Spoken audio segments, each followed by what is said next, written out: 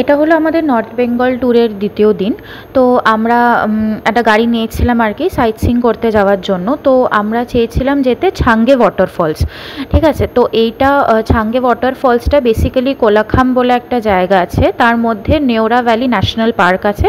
সেই ন্যাশনাল পার্কের মধ্যে দিয়ে তোমাদের যেতে হবে। তো যাওয়ার রাস্তাটা তো প্রচণ্ড সুন্দর, আমি হাইলি রেকমেন্ড করব তোমাদের যাওয়ার জন্য। একটু ডিফিকাল্ট, ছাঙ্গে ওয়াটারফল অবধি নিচে নামাটা, বিশেষ করে ওঠাটা ডিফিকাল্ট, কিন্তু এত অপূর্ব ওয়াটারফলটা, এত ভালো লেগেছে। আমরা প্রচুর ছবি তুলেছি, মানে অসাধারণ। ওয়েদারটাও খুব সুন্দর ছিল, বৃষ্টিও ছিল না, রোদও ছিল না।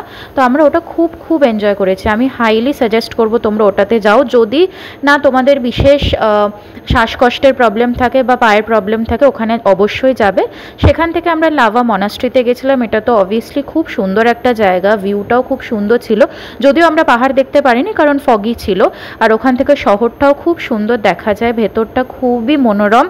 আর এটা তো অবভিয়াসলি লাভাতে একটা দ্রষ্টব্য জায়গা। সেখান থেকে আমরা লাভার এখানে আই লাভ লাভা লেখা থাকে একটা ভিউ পয়েন্ট বেসিক্যালি, তো ভিউ তো দেখতে পারিনি, কিন্তু ওপরে একটা পাইন ফরেস্ট আছে, ওটা 20 রুপিস করে এন্ট্রি, ওটাতে অবশ্যই যাবে। আমি ওপর অবধি উঠিনি কারণ খুব স্লিপারি ছিল, বাট খুব সুন্দর ছিল জায়গাটা।